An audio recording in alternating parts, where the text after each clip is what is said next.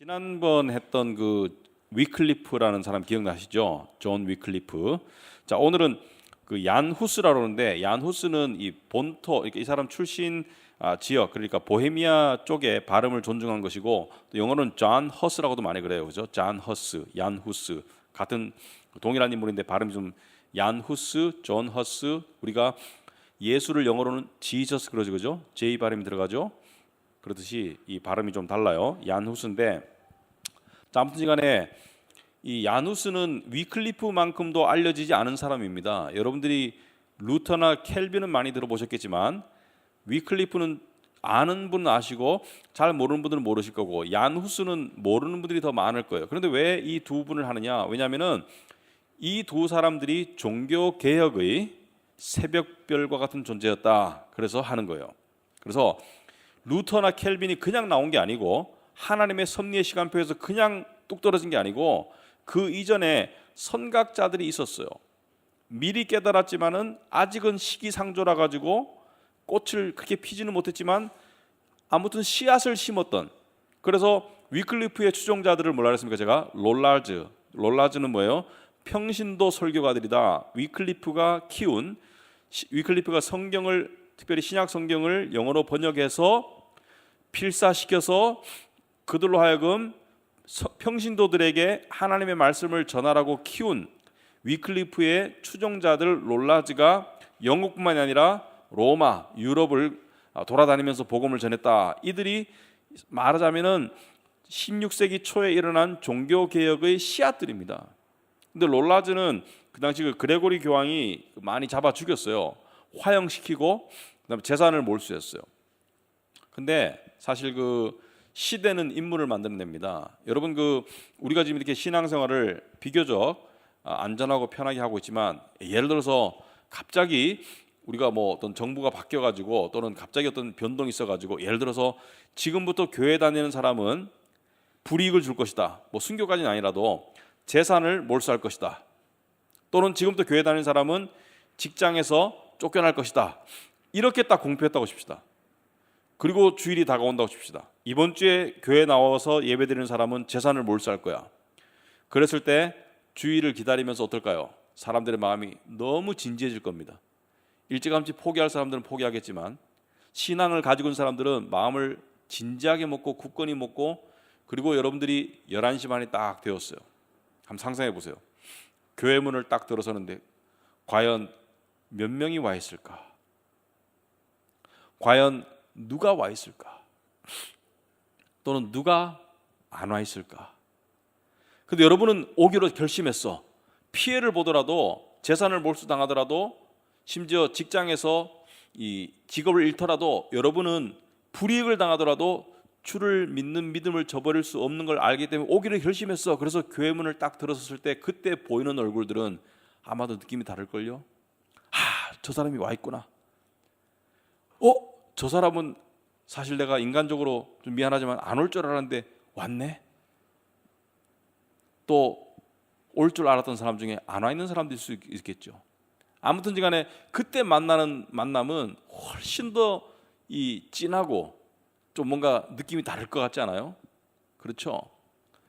그래서 역사 속에서 어둠의 시대를 살았던 사람들, 특별히 사회적으로나 어떤 그런 불이익을 당했던 시대에 살았던 사람들, 그 사람들의 이 시대가 사실은 아름다워요. 왜냐하면은 그 반딧불 같이 잘 안 보이는 빛이지만 암흑 속에서 반짝반짝 빛나는 그런 삶을 살았던 사람들의 삶이 참 아름답습니다.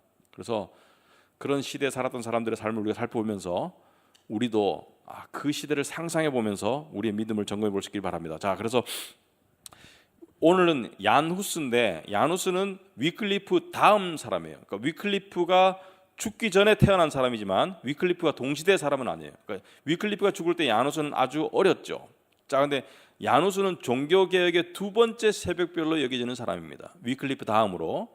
그러니까 얀후스나 위클리프의 영향을 많이 받았어요. 루터나 켈빈이, 특히 루터가. 물론 길게 올라가면 어거스틴의 영향도 받았지만은 이 두 사람의 영향을 상당히 많이 받았어요. 그래서 이 두 사람들이 정말 목숨 걸고 진리를 발견한 진리를 선포하고, 위클리프도 굉장히 어떻게 보면은 야망 있고 젊고 또 자기 이름을 알리기를 원했던 사람이지만은 성경 공부를 통해 가지고 진리를 깨닫고 정말 진리에 매진하고 2번이나 죽을 뻔했죠. 종교 재판에 가가지고 죽을 뻔했어요. 근데 첫 번째는 왜 풀려났습니까? 교황이 갑자기 죽었죠. 그래가지고 교황이 둘로 나눠지면서 풀려나게 되었고, 2번째는요, 종교 재판장에 결론이 났는데, 화형으로 결론이 났는데 지진이 나버렸어요. 그래가지고 풀려나가지고 몇 년을 더 살다가 죽었죠. 그래서 우리 지난 시간에 존 위클리프의 시대적 배경을 대해서 이야기했는데, 어떤 시대였습니까? 교황이 69년 동안 로마를 떠나서 어디에 있었어요? 교황청이 아비뇽에 있었다. 프랑스의 아비뇽에 있었다. 왜? 그 배경에는 영국과 프랑스의 전쟁이 있었다. 그래서 교황이 프랑스의 꼭두각시 노릇을 한 것이 아비뇽 시대였습니다. 프랑스에 있으니까 당연히 프랑스 왕의 비율을 맞추는 것이죠. 꼭두각시 노릇을 했던 것이 아비뇽 시대다. 자, 69년을 갔다는 것은 교황이 많이 나왔겠죠. 짧게는 1년, 길게는 10년 이상 교황을 해먹지만은 종신제이기 때문에. 근데 나이 많은 사람들이 주로 교황이 선출되기 때문에 올해는 그렇게 오래 한 사람은 드물어요. 그런데 69년 동안이면은 한 3세대가 가는 거예요. 그러니까 69년이면 짧은 세월이 아니에요. 어떤 사람은 태어나서 죽을 때까지 교황청이 아비뇽에 있었어. 많은 사람들이. 아비뇽에서 69년 동안 있을 때 어떻게 했습니까? 교회는 극심한 혼란에 빠지죠. 왜냐하면 교황이 이때까지는 정말 우두머리인 줄 알았는데 프랑스 왕의 꼭두각시 노릇하고 있는 거예요. 교황에 대한 권위가 많이 떨어졌어요. 교황에 대한 권위가 떨어지니까 교회에 대한 권위도 떨어지죠. 그리고 교황도 정치적으로 이용당하고, 그다음에 그 당시에 교황 중에 제가 갑자기 이름 생각 안 나는데, 너무 막 향락 생활을 즐기면서, 프랑스가 제공한 향락 생활을 즐기면서 이것이 하나님께서 나에게 주신 은혜와 복의 증거다. 그래서 거의 최초의 이 기복신앙 비슷한, 그죠? 번영신학 비슷한 그런 교황이 있었다. 굉장히 사치스러운 생활을 했다. 그래서 물질적인 풍요가 하나님의 복의 증거라고 말하는 교황도 있었고, 아무튼 교회가 극심하게 타락하고 정치화되고 세속화되고 혼란한 시기에 위클리프가 사라졌어요. 그죠? 자, 위클리프는 어떤 주장을 했었습니까? 지난 시간에 배웠던 내용이지만 연결되기 때문에 한번 다시 살펴보겠습니다. 자, 세속을 통치함에 있어서는, 그러니까 정치에 있어서는 왕이 하는 것이지 교황이 정치하는 거 아니다. 교황은 교회의 우두머리지 정치하는 게 아니다. 그렇게 얘기를 했어요. 지금도 세속 일에 지나치게 개입하는 교회 지도자들이 있어서 지탄을 받고 있죠. 교황은 정치하는 게 아니다. 그 다음에 아비뇽의 교황들을 위클리프는 사악한 교황이고 적그리스도라고 말했습니다. 이쯤 되면은 화형당하기 딱 좋죠. 그죠? 교황을 그렇게 했는데 이 표현 그대로, 교황은 적그리스도라는 표현 그대로를 이 종교 개혁가들이 실제로 16세기에 사용해요. 자기들이 처음 사용한 것이 아니고 위클리프가 이미 이 말을 사용했어요. 그래서 이 당시에 교황을 욕하는 것은, 교황청은 멀리 있더라도 영국에 살고 있지만은 독실한 카톨릭이 영국에 있잖아요. 그들에게 많은 미움을 받고 심지어 살해당할 수 있어요. 여러분, 살해당할 수 있는 거예요. 말하자면은 북한 비슷한 나라에서 김정은 욕하는 거 비슷한 거예요. 살해당할 수 있어요. 상당한 용기가 필요한 것이죠. 그 다음에 세 번째, 교황도 하나님의 말씀의 권위 아래에 있다라고 이야기했습니다. 말씀의 권위가 제일 위에 있다. 가톨릭은 뭐예요? 말씀은 교회의 밑에 있다. 교회가 말씀을 썼다. 말씀의 최종 이 해석 권위자는 교황이다. 그래서 표를 그리자면 가톨릭은 교황이 위에 있고 교회가, 그 다음에 밑에 말씀이 있어요. 개신교는 뭐예요? 종교개혁은 뭐예요? 말씀이 위에 간다. 말씀의 객관적인 진리를 바탕으로 신앙생활하는 것이다. 교회 지도자들이 말씀을 가르치는 것이다. 그래서 말씀의 사유화를, 그거 잘못된 것이다. 말씀은 객관적인 진리이고 하나님의 말씀이기 때문에 우리 인간 생활 위에 있다. 우리 신앙 위에 있다. 말씀의 객관적인 진리를 따라가는 것이 신앙생활이다. 가톨릭은 뭐예요? 아니, 교회가 말씀을 지배한다. 그 다음에 물질의 풍요가 하나님의 축복의 증거가 아니다. 자, 오늘날도 마찬가지로 하고 있는 겁니다. 물질의 풍요가 하나님의 축복의 증거가 아니다라고 한 것이 종교개혁이에요. 지금도 뭐라 그랬습니까? 지금도 많은 사람들이 물질의 풍요는 하나님의 축복과 인정의 증거라고 가르치고 있잖아요. 그 잘못된 가르침이잖아요. 물론 하나님이 물질의 복을 주세요. 하나님이 물질의 필요를 주십니다. 그렇지만은 물질의 풍요가 하나님의 축복의 증거라면은 우리나라의 재벌들은 다 교회 다녀야 되죠. 재벌 중에 교회 안 다니는 사람이 훨씬 많죠. 자, 그 다음에 성찬에 관해서 이야기했죠. 성찬은 그리스도의 영적인 임재를 상징하는 것이지 실제 빵과 포도주가 화채소를 했죠. 화채 변하는 것이 아니다. 언제 변합니까? 사제가 이 빵과 포도주를 이 기도하면서 신성화하는 기도를 하는 순간 이것이 그리스도의 몸과 피로 변해서 실제로 성찬을 받을 때는 그리스도의 몸과 피를 먹는다. 성경 말씀에 이것이 너희를 위한 내 몸이니 이 몸이 그리스도의 실제적인 몸이 된다. 이것을 사실은 많은 사람들이 암묵적으로는 그렇지 않다는 것을 알고 있었지만 억지라는 것을 알고 있었지만 그것을 표현하기가 곤란했죠. 표현하는 순간 어떻게 되는 거예요? 그것은 가톨릭을 거부하는 것이기 때문에. 그래서 위클리프가 그렇게 이야기했었습니다. 화채서를 부정했어요. 그 다음에 모든 성도는 자신의 말과 글로 된 성경을 접할 수 있어야 된다. 오늘날로 보면 당연한데 이 당시에는 성경이 라틴어로 쓰였다고 말씀드렸죠. 라틴어 성경을 번역하면은 어떻게 돼요? 죽어요. 틴데일도 성경을 번역하고 죽었어요. 틴데일 주석 성경이라고 들어본 분 있을 겁니다. 죽어요. 그 다음에 크리스찬으로서 사랑의 실천을 강조했습니다. 행함을 강조했어요. 하지만 행함이 구원을 받는 것이 아니라 구원은 오직 그리스도의 공로로 구원받는다. 믿음과 은혜를 강조했습니다.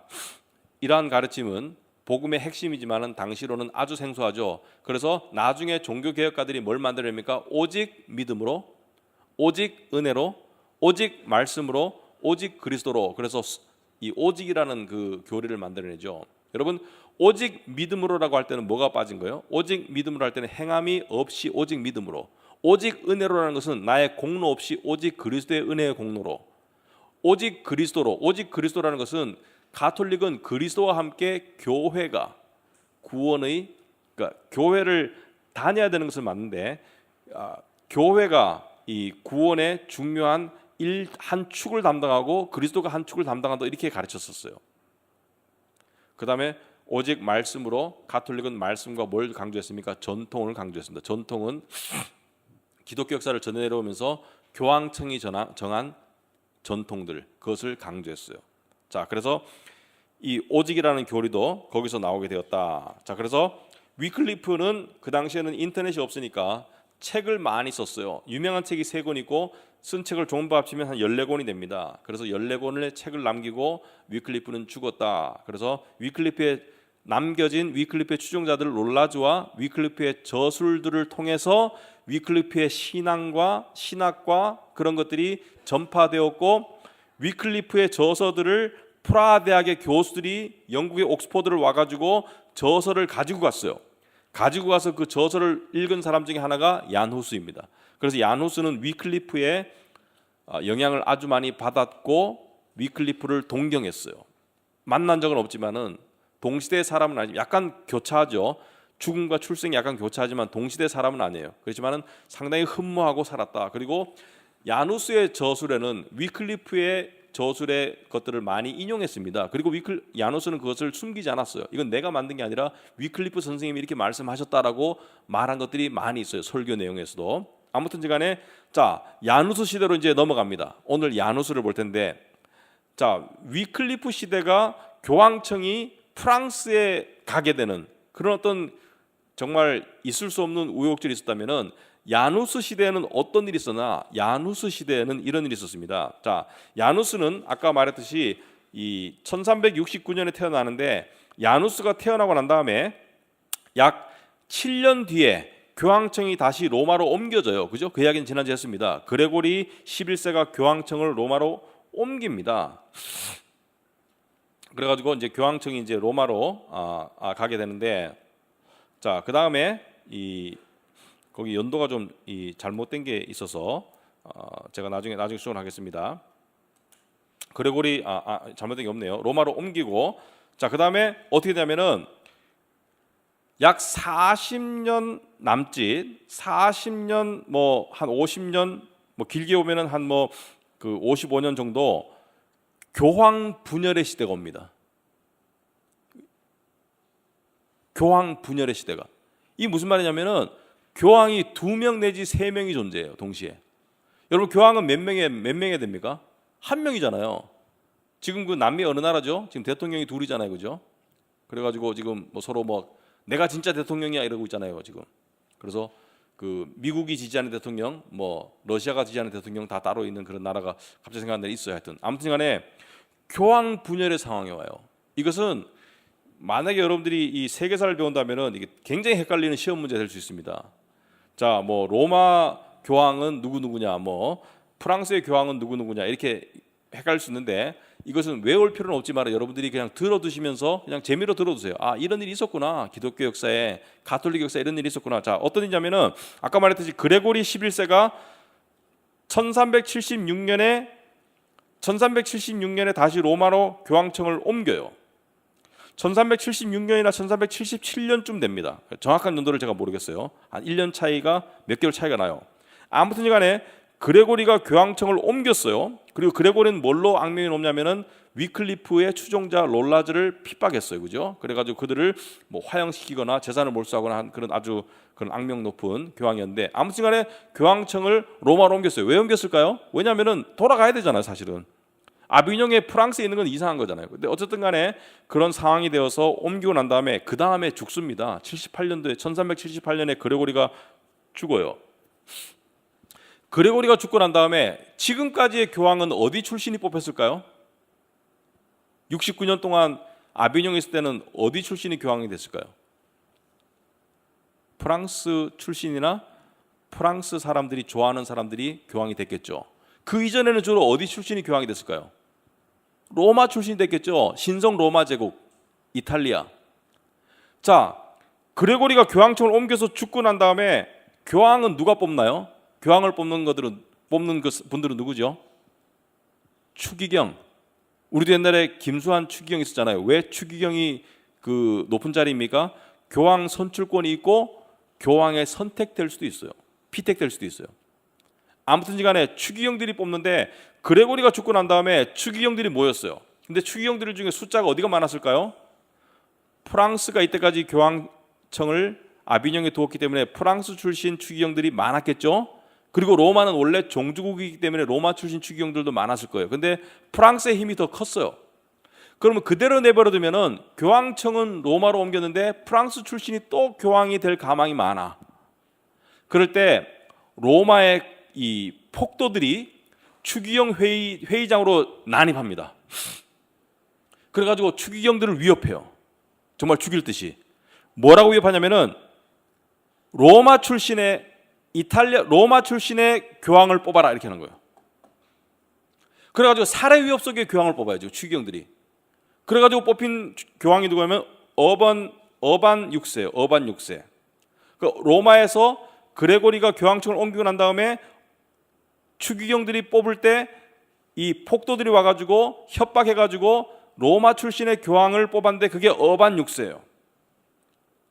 자, 교황을 뽑고 난 다음에 프랑스 추기경들이 바로 도망갔어. 왜냐면은 생명 위협을 느끼니까. 바로 도망가가지고 어떻게 했습니까? 그 선거는 무효야. 그거는 억압에 의한 선거지 무효야. 진짜 제대로 선거했으면 프랑스 출신이 됐을 가망이 많아요. 그러니까 그 선거는 무효야. 그러면서 자기들이 아비뇽에서 이때까지 교황청이 있었으니까 69년 동안 있었으니까 어떤 그 뭐 기득권을 주장할 수 있잖아요. 지금 교황청 옮긴 지는 한 2년밖에 안 됐고, 그러니까 프랑스 아비뇽에서 클레멘트 7세를 프랑스 사람을 교황으로 뽑습니다. 그래서 교황이 둘이가 돼요. 그래서 서로가 서로를 파문시켜요. 내가 진짜 교황이야.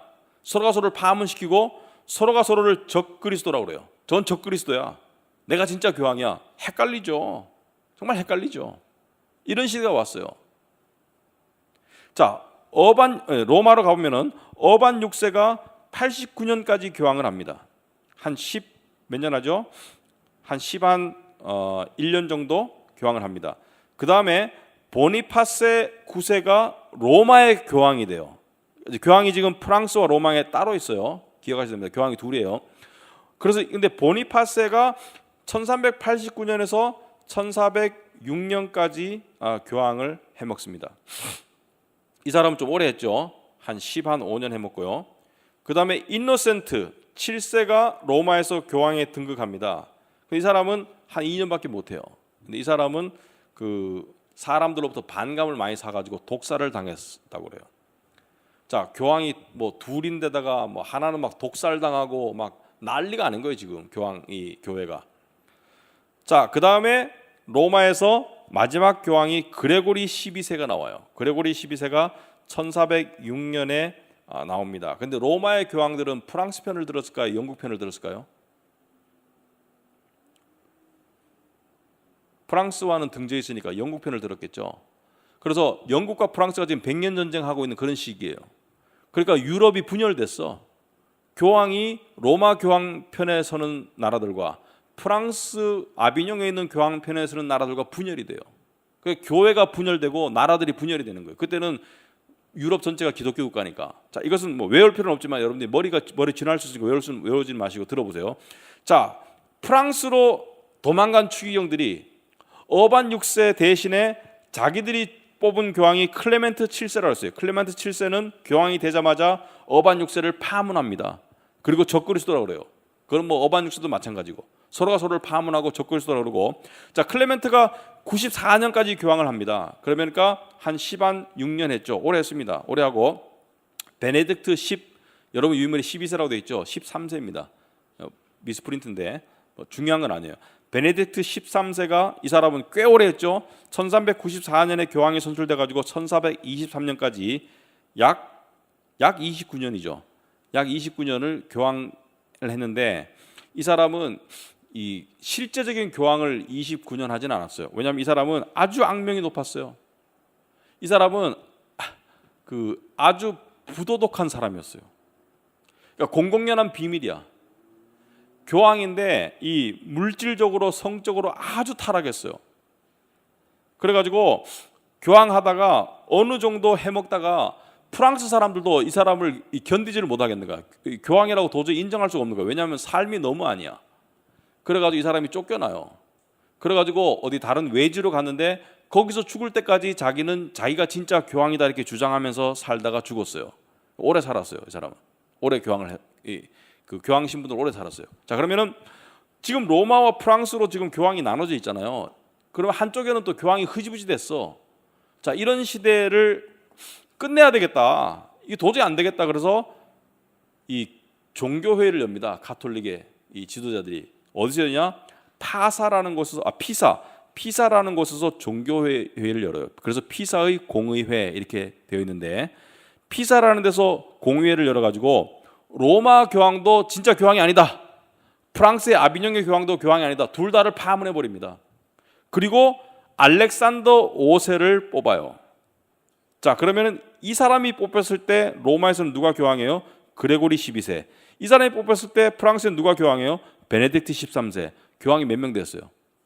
3명 된 거예요. 파문한다고 파문이 되나? 파문이 안 되지. 그러니까 제3의 세력이 모여가지고 저것도 교황 아니고 이것도 교황 아니고 우리가 새로 뽑을 이렇게 된 거야. 그럼 교황이 3명 되는 거예요. 자, 알렉산더 5세는 딱 1년밖에 못해요. 그러고 난 다음에 요한 23세를 교황으로 뽑습니다. 피사의 공의회 이 교황 라인이에요. 자, 이 사람이 교황이 됐을 때도 여전히 3명인데 웃긴 게 요한 23세는 사제가 아니었어요. 정치인을 교황으로 뽑았어요. 교황이 되려면 뭐 해야 돼요? 교황 이전에 뭐가 돼야 돼요? 사제가 돼야 되잖아요.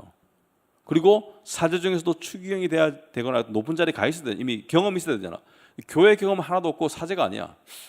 말하자면은 오늘날로 말하자면 목사도 아닌데 교단의 총회장이 된 거예요.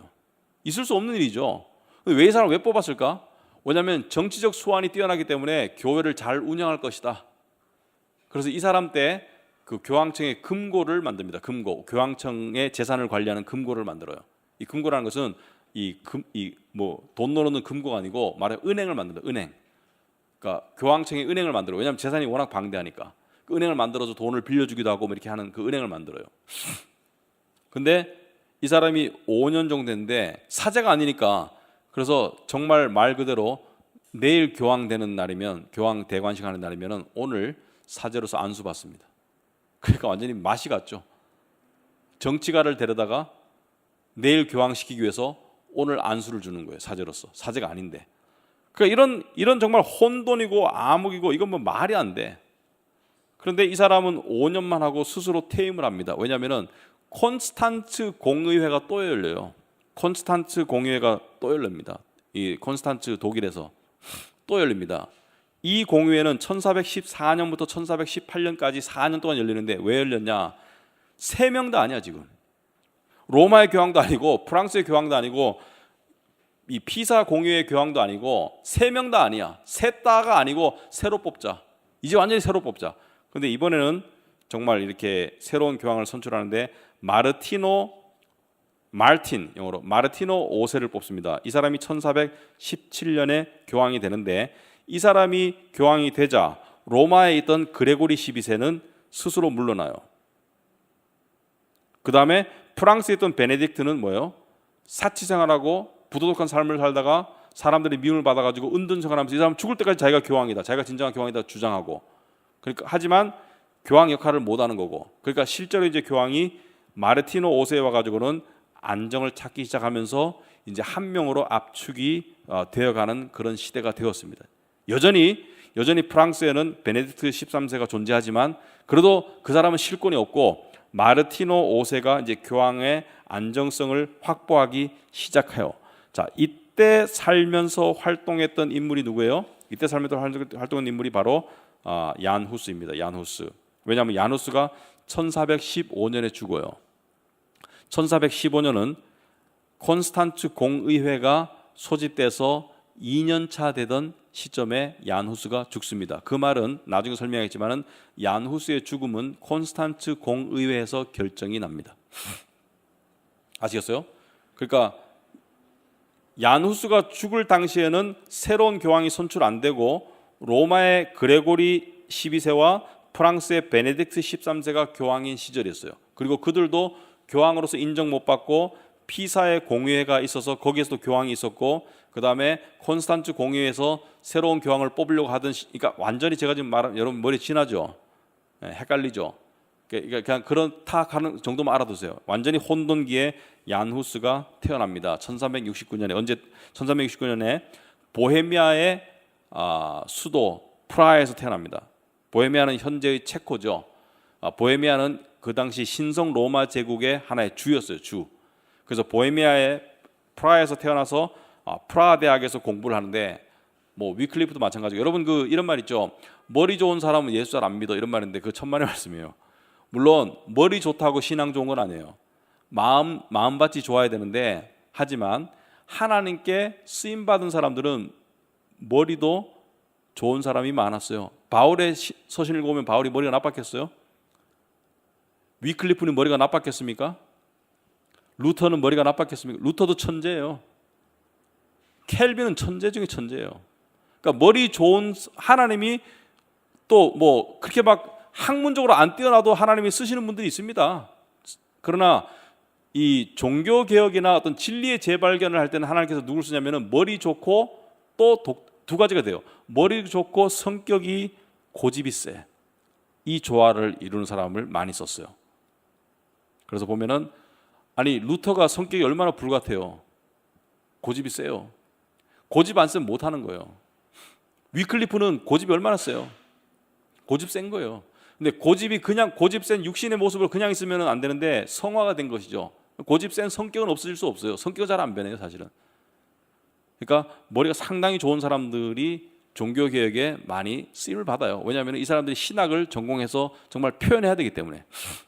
그래서 머리 좋고 고집 세고 줏대 있는 사람들이 쓰임을 많이 받는다. 자, 이 사람도 얀 후스도 머리가 상당히 좋았습니다.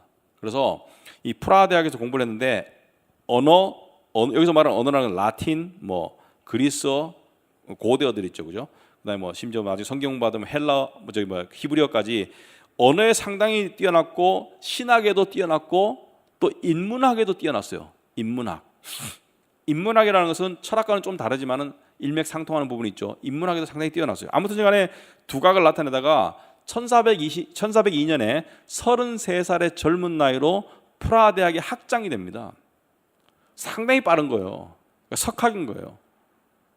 상당히 머리가 좋아요. 그리고 동시에 프라하의 유명한 베들레헴 교회라고 있습니다. 그 교회에 설교가 돼요. 제가 프라하에 가봤거든요. 제 친구 체코 체코 분이 있어요. 체코 목사님 있어요. 친구 중에 그 가정을 방문했다가 프라하에 갔다가 베들레헴 교회를 가봤어요. 그래서 야누스의 그 유적을 내가 이렇게 봤습니다. 봤는데 아무튼간에 그 제 친구 그 목사님이 9월달에 한국에 오실 계획이에요. 나중에 우리 교회 한번 오실 겁니다. 아무튼간에 이 33살의 나이로 프라하 대학의 학장이 되고 동시에 유명한 베들레헴 교회 설교가 되는데 아주 메시지가 강했어요. 그러니까 뭐 이렇게 뭐 사람들 보고 이렇게 뭐 마음의 위안을 주고 뭐 술에 술 탄 듯 물에 물 탄 이런 게 아니고 아주 메시지가 강하고 정말 분명했어요. 정말 뚜렷했어요. 정말 이 논리적으로, 지적으로, 영적으로 파고드는 메시지였어요.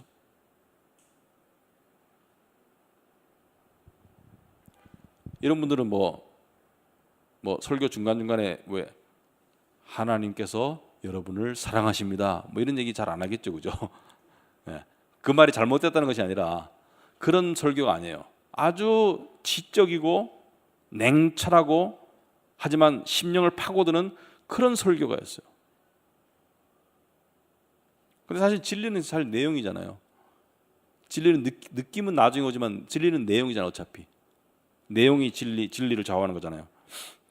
근데 아까도 말했지만 위클리프의 영향을 아주 많이 받았어요. 그래서 위클리프의 저수를 많이 인용합니다. 그리고 위클리프를 상당히 존경했어요. 왜 존경했냐면은 위클리프의 분명한 진리 전달을 존경했습니다. 진리를 분명하게 전달하구나. 정말 이렇게 뭐 무슨 뭐 사람의 비 맞추듯이 또는 어떤 뭐 교황청의 어떤 그 뭐 전통에 끼워 맞추듯이 이게 아니고 성경의 진리를 인대로 그냥 잘 전하거나 그리고 진리 전파를 위해서 목숨을 건 위클리프의 용기에 깊은 감명을 받습니다. 정말 진리를 옳게 전파하고 그 다음에 진리 전파에 목숨을 걸고 이런 위클리프의 영향을 많이 받아요. 그래서 이 잔 허스도 가톨릭 교회와 지도자들의 무지와 타락에 대한 비판에 서슴지 않습니다.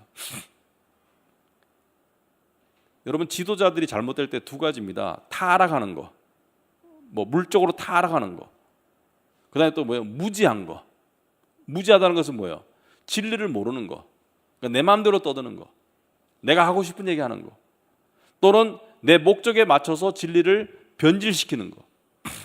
이 모두가 진리를 모르기 때문이죠. 진리를 알면 이렇게 할 수가 없겠죠. 그래서 정말 이렇게 냉철한 설교, 그 다음에 그 당시에 교회 막 교회가 분열되고 교황이 여러 명 있고 교회가 타락하고 이런 속에서 정말 그것을 서슴지 않고 이렇게 비판하고 하니까 유명세를 타기 시작하죠. 사람들이 추종자가 많아져요. 그러니까 그레고리 12세는 어디예요? 로마에 있는 교황이에요. 그레고리 12세가 더 이상 경고망동을 하지 말라고 경고합니다. 그런데 후스는 이 경고를 딱 들었을 때, 이 경고가 그냥 보통 경고가 아니고 너 죽인다 이런 경고예요. 까불면 죽인다 계속 그러면은. 근데 다른 교수들과 함께 이렇게 저항을 합니다. 당신이 진짜 교황 맞냐? 교황이 좀 하나가 아니고 좀 둘 셋인데 당신 진짜 교황 맞냐? 그래서 그레고리 12세의 적법성을, 타당성을 공격합니다. 의문을 표시해요. 자, 그런데 1409년에 아까 말했던 피사 공의회, 그러니까 로마의 교황도 파문시키고 아비뇽의 교황도 파문시키고 제3의 교황을 뽑았지만 여전히 3명이 돼버린 것이죠. 그 피사의 교황으로 선출된 알렉산더 5세 1년밖에 교황을 안 했지만은 알렉산더 또한 허스를 이단이라고 규정해버립니다. 그리고 종교재판에 회부해버려요. 로마의 교황으로부터도 경고받고 지금 피사의 종교회에서 선출된 교황으로부터도 경고를 받고, 경고가 아니고 참 이단으로 규정당하고 종교회의에 종교재판에 회부됩니다. 종교재판에 회부된다는 것은 네 주장을 이야기해봐라, 변론해봐라. 그 다음 말은 마지막은 뭐예요? 철회할래? 철회할 수 없다? 그럼 그 다음 수순은 뭐예요? 화형. 이렇게 된 것이죠. 그런데 그 당시에 이 보헤미아는 신성 로마 제국의 한 주라고 그랬죠. 신성 로마 제국 황제 지기스문트라는 황제가 있었어요. 이 당시 황제가.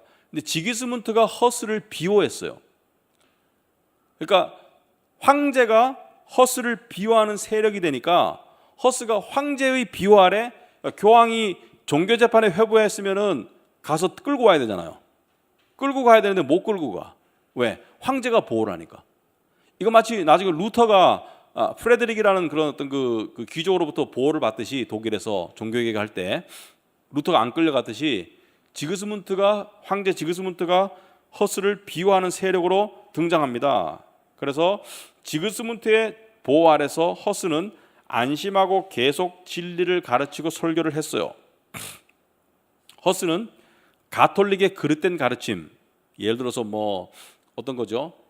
뭐 행함으로 구원받는다, 또는 뭐 말씀 위에 교회가 있다, 그죠? 여기서 말씀 권위 위에 교회의 권위가 있다, 또는 면죄부를 판다, 뭐 이런 여러 가지 것들 있잖아요. 그리고 교황이 예를 들어서 뭐 흑사병으로 죽으면 사람들을 뭐 불쌍하니까 교황이 갑자기 뭐 이번에 흑사병으로 죽은 사람들은 다 천국 갑니다 이렇게 말하면 천국 가는 거야. 그렇게 믿어요 사람들이. 이상한 그런 어떤 그 교황권 이런 것들을 비난하는 것이죠. 그래서 진리를 가르치다 보니까 비진리를 말 안 할 수가 없는 것이죠.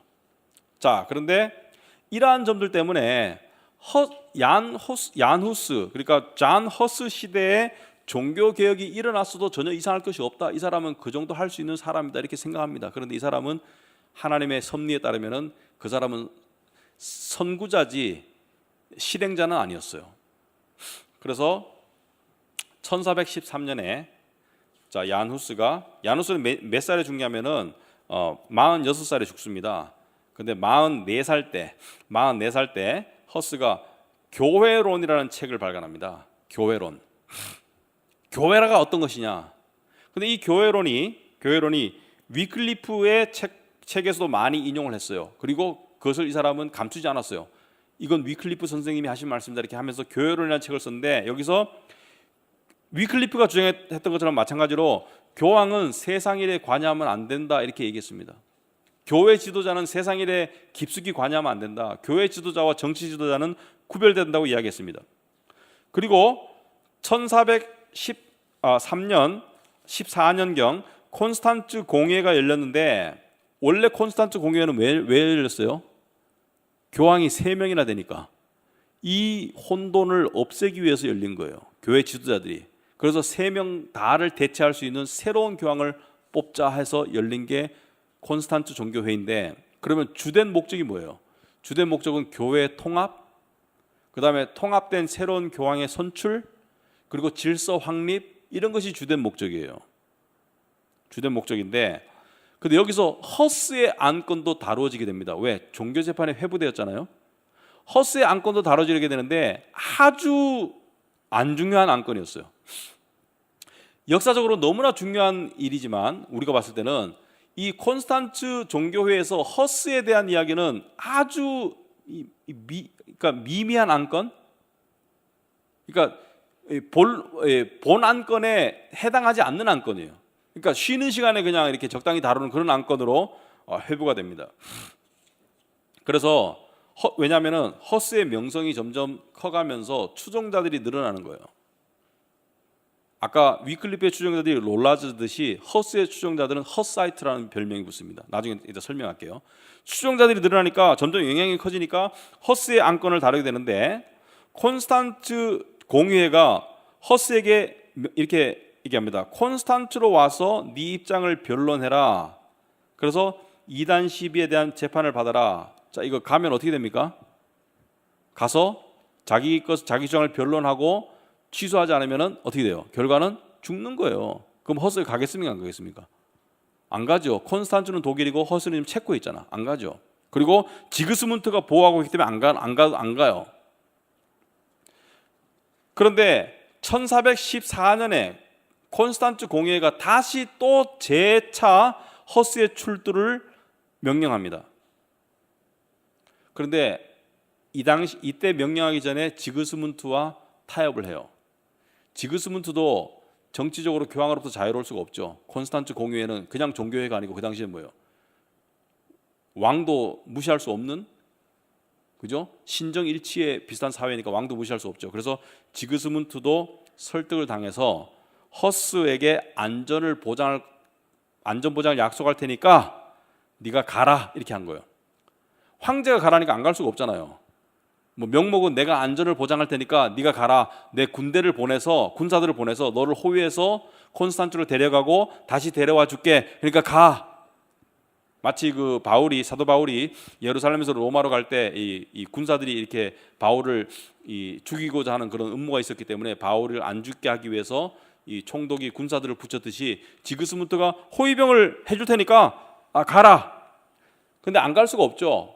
황제도 그렇게 나오고 종교회에서도 오라 그러고 안 갈 수가 없는 거예요 지금. 그래서 허스는 그 약속을 믿고 갑니다. 그래서 공유에 가서 공개적으로 자기 그 주장을 변론하고 이렇게 하려고 단단히 마음 먹고 갔는데 이게 당한 거예요. 콘스탄티에 도착하니까 지그스문트의 군사들이 허스를 체포해요. 그러니까 황제가 이미 넘어간 거예요 마음이. 그래서 황제가 배신한 거예요 사실은. 그래가지고 지그스문트의 군사들이 허스를 이 콘스탄츠 거기에 있는 성 안에 지하 감옥에 가둬버려요. 자, 그 당시에 종교회의는 몇 년간 계속되기 때문에 수많은 사람들이 와서 몇 년간 계속되기 때문에 성을 하나 빌려가지고 그 성에서 먹고 자고 하면서 계속 회의를 하는 거예요. 근데 그 지하 감옥에 갇혀버려. 여러분 지하 감옥 어떻게 했어요? 지난번에 페르페투아 할 때 이야기했죠. 지하 감옥이 어떤지. 빛이 들어옵니까 안 들어옵니까? 빛을 못 봐요. 그리고 안에 냄새, 열기, 그 다음에 소위 말해서 안에 오물들, 사람 똥 이런 거 막 위생적으로 처리하겠습니까? 그 안에 벌레들. 그러니까 상상해 보세요 한번. 아주 위생적으로 안 좋아요. 그러니까 감옥도 그래도 지상에 있으면 나은데 지하에 이 배설물을 처리할 수 없는 지하에 거기서 죄수들이 배설하고 거기서 쥐들이 돌아다니고 거기에 막 벌레들이 있고 균들이 돌아다니고 어떻겠어요? 그리고 또 더구나 음식은 딱 죽지 않을 만큼만 줘. 그것도 영양가 없는 거. 뭐 잘 주겠습니까? 정말 이렇게 죽지 않을 만큼 음식을 주는 거예요. 그럼 어떻겠어요, 여러분 거기서? 많은 사람들이 재판 기다리다가 죽는 데가 지하 감옥이었어요. 근데 허스 거기에 8개월 갇힙니다. 8개월 갇히는 동안에 몸무게가 다 빠지고요. 심신적으로 쇠약해지는 거예요. 여러분 8개월 동안 지하 감옥에 있으면 정신도 이상해집니다.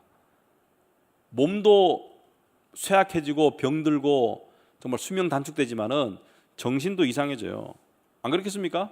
아무 이야기할 사람도 없고 지하 감옥에 갇혀가지고 언제 나갈지도 몰라. 날이 가는지도 몰라요. 빛이 안 들어오기 때문에. 그러니까 며칠이 지난지도 몰라. 냄새나 병균이 우글우글거려. 거기서 8개월을 있으니까 몸이 급격히 쇠약해지죠. 근데 왜 이렇게 했을까? 여러분 옛날에 자백 받아내기 전에 어떻게 했어요? 고문하거나 뭐 여러 가지 방법이 있죠. 근데 고문은 하지 않았지만 허스를 8개월 동안 이렇게 내버두는 이유가 뭘까요? 8개월 지나고 나서 기어 나와가지고 그냥 이 정신도 이상한 상태에서 사람들이 추종하던 허스도 아니고 자기 주장에 대해서 변론도 제대로 못할 거 아니에요? 정신도 혼미하고 8개월 동안 말도 못 해봤을 테니까 그렇게 만들어버린 거죠. 그래가지고 8개월 지나고 갑자기 어느 날 재판장으로 끌려가요 허스가.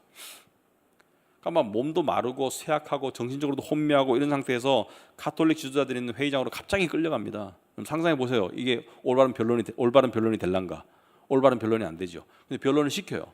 변론을 시키니까 허스가 정신을 가다듬어 가지고 변론을 합니다. 변론을 하는데 사람들이 막 조롱해. 말을 할 수가 없어. 이미 기력도 없기 때문에 말도 크게 나오지도 않는데 말을 하면 사람들이 우 막 이런 식으로 막 야유하는 거야. 그러니까 변론이 안 되죠. 그러니까 그리고 이게 아까 중요한 건이 아니라 그랬죠. 중요한 건이 아니니까 사람들이 어떻게 해요? 신경도 안 쓰는 거야. 그러니까 재판장이 어떻게 하는 거예요? 야, 네 주장을 처리할래 안 할래? 마지막으로 바로 가는 거야. 처리할래 안 할래? 주장을 처리할래 안 할래? 그때 허스를 따르는 추종자들이 거기 왔어요. 와가지고 허스한테 그 간청을 합니다. 제발 여기서 목숨 건져 나가서 후학을 양성하자. 무슨 말입니까? 여기서 그냥 처리한다고 그래. 처리한다고 그러고 가가지고 처리한다면 살려주니까 집으로 보내주니까 처리한다 하고 와가지고 남은 생애를 후학을 양성하고 그렇게 보내자. 그렇게 하는데 허스가 처리를 했겠습니까 안 했습니까? 처리를 안 하죠. 여기 큰 유혹이 있을 것 같아. 인간적으로 말이 되잖아요. 지금 개 죽음 하느니 그냥 한마디 그냥 양심을 어겨서 한마디 하고 나가서 그냥 5년, 10년, 20년 더 사역하는 게 더 하나님 나라에 더 큰 도움이 되지 않을까? 이런 유혹이 있을 수 있겠죠. 그런데 철회를 안 합니다. 거부합니다. 그래가지고 화형에 의한 사형이 언도되고 다음날 집행이 돼요. 바로 집행이 됩니다. 왜 그럴까요? 이 부수 안건이야. 빨리 집행하고 치워야 되지 뭐 길게 끌 게 뭐 있어. 그래서 다음날 집행이 되는데 그날이 1415년 7월 6일입니다. 근데 허스는 화형장으로 가면서 모닥불을 지나가게 돼요. 그 모닥불에 자기 책들을 태우는 것을 보게 됩니다. 문서, 책을 태우는 거예요. 자기가 주장했던 책들을 태우는 것을 보게 돼요. 그 당시에 책은요 굉장히 귀한 거예요. 책 한 권이 엄청 비싸요. 책이 많지도 않아. 왜냐하면 출판이 되는 게 아니고 필사해야 되기 때문에. 책들이 태워지는 것을 지나가면서 화형장으로 가는데, 화형장으로 가면서 허스가 이렇게 기도합니다. 주 예수님, 당신을 위하여 저는 이 잔인한 죽음을 견디고 있습니다. 저의 원수들에게 자비를 베풀어 주옵소서. 여러분, 그 예수님이나 또는 그 스데반 집사나 많은 이 믿음의 선진들이 이 비슷한 기도를 하시고 마지막을 맞이하더라고요. 저들을 용서하여 주옵소서. 그리고 주위 사람들은 허스가 불에 왁 타면서 시편을 암송하는 걸 들었다 그래요. 허스는 시편을 좋아했거든요. 그러니까 시편을 암송하면서 죽었는 거예요. 근데 허스가 죽기 전에 화형장으로 끌려가면서 아주 유명한 예언을 남깁니다. 예언적인 유언을 남겨요. 근데 허스라는 이름이 얀후스, 후스라는 이름이 이 보헤미아 말로 거위란 뜻이래요. 그래서 허스는 어렸을 때부터 친구들이 많이 놀렸대요. 야, 거위야, 거위야. 그러니까 구스가 거위잖아요. 그래서 허스를 거위라고 많이 놀렸대요. 그래서 허스가 좀 유머러스하게, 이게 참 웃긴 게요. 이 참 유명한 사람들 중에 유머 감각 있는 분들이 있어요. 또 서양인들 중에는 뭐라 말하냐면은, 당신들이 지금은 이 거위를 불에 태우지만, 자신을 말하는 거예요. 지금은 거위를 불에 태우지만 나중에 언젠가 백조가 나타날 것인데 당신들은 그 백조를 굽지도 삶지도 못할 것이다. 지금은 이 거위를 불에 태워서 구워버리지만은 나중에 백조가 나타날 것인데 그 백조는 굽지도 못하고 삶지도 못할 것이다, 이렇게 말해요. 그러니까 말하자면 지금 나는 죽이지만 나중에 백조 같은 인물이 나타날 것인데 그 인물은 못 죽일 것이다, 이런 거예요. 역사 속에서 이 인물이 누구죠? 누구예요? 루터라고 봅니다. 루터는 종교회의에 회부돼 가지고 화형의 언도를 받지만은 살아나요.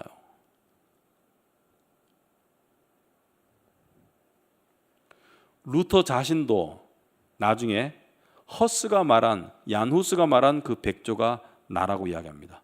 그것은 교만이 아니라 하나님의 섭리를 통한 역사의 시간표로 보니까, 그 자기가 쭉 살아보니까 나를 통해서 하나님께서 얀후스나 위클리프가 이루고자 했던 일을 나를 통해서 하나님께서 이루셨구나. 그래서 그 백조를 자기라고 그래요. 왜? 자기가 화형장에 끌려갈 뻔했는데 안 끌려갔으니까. 그건 교만이 아니라 그냥 자기를 이 역사의 시간표에서 본 거라고 저는 생각합니다. 루터는 허스의 기록과 설교를 많이 읽었어요. 그러니까 허스가 죽었지만은 허스의 영향력은 루터나 켈빈의 영향을 많이 남겼어요. 근데 그 루터가 이렇게 글을 썼습니다. 나는 허스의 기록들을 읽고 놀라움을 금할 수 없었다. 나는 무슨 이유로 그들이, 여기서 말하는 그들이라는 것은 그 콘스탄트 종교회의, 그들이 성경을 그토록 신중하고도 지혜롭게 가르친 이 위대한 인물을 화형시켰는지 이해할 수 없었다라고 루터가 기술합니다. 시대를 떨어져서, 그러니까 허스는 1415년에 죽고 루터는 그 훨씬 뒤에 태어나서 1517년에 종교개혁을 시작했지만은 약 100년 뒤에 종교개혁이 일어났죠. 시대를 뛰어넘어서 이들은 통했던 거예요. 책을 통해서, 가르침을 통해서. 그래서 허스의 추종자들을 허사이트라고 합니다. 후사이트. 아까 위클리프의 추종자들을 롤라드지. 허스의 추종자들은 그의 가르침을 지속적으로 유지하고 전파하는 데 힘을 썼습니다. 이 당시에 얀후스를 화형시키고 난 다음에 이 보헤미아에서 폭동이 일어나요. 그래가지고 신성 로마 제국에서 막 애를 먹습니다. 폭동이 하도 커가지고. 왜냐하면 너무 추앙받는 인물이었거든요. 너무 추앙받고 정말 한참 된 인물을 그냥 죽여버렸으니까. 그래서 폭동이 일어나고 그 폭동을 진압하는 가운데 이 신성 로마 제국에서 이 보헤미아에 많은 특혜를 줍니다. 그래가지고 후사이트들이 이들이 허스의 가르침과 그런 기록들을 많이 보존하고 전파했고요. 이 후사이트의 이 뿌리를 쭉 따라 내려오면은 놀랍게도 그 존 웨슬리 있죠. 요한 웨슬리, 18세기 요한 웨슬리가 미국에 갔다가 영국으로 돌아오면서, 미국에 전도를 갔다가 목사로서 영국으로 돌아오면서 배에서 풍랑을 만나서 죽을 뻔하니까 그때 막 너무 무서웠는데 그 배 안에서 노래를 부르면서 하나님을 찬양하던 사람들을 보고 감동받아서 나중에 배에서 내려서 그 사람들 찾아가 가지고 그 사람들로부터 복음을 듣고 그때 회심하거든요. 목사가 된 지 10여 년 뒤에. 그러니까 그전에는 가짜 목사였다는 거예요. 그런데 그 요한 웨슬리에게 복음을 전해준 사람들이 모라비안이라고 하거든요. 그 사람들이 후사이트의 후손들이에요. 그게 수백 년을 내려가는 거예요. 이 역사와 전통이, 진리 역사 전통이. 세계사 공부하면은, 기독교사 공부하면 참 재밌어요. 하나님의 남은 자들이 있는 거예요. 그래서 종교 개혁의 커다란 밑거름이 됩니다. 커다란 밑거름이 돼요. 자, 그래서 여기까지 얀 후스 이야기를 마치도록 하겠습니다. 제가 딱 9시에 마쳤네요. 질문 있습니까?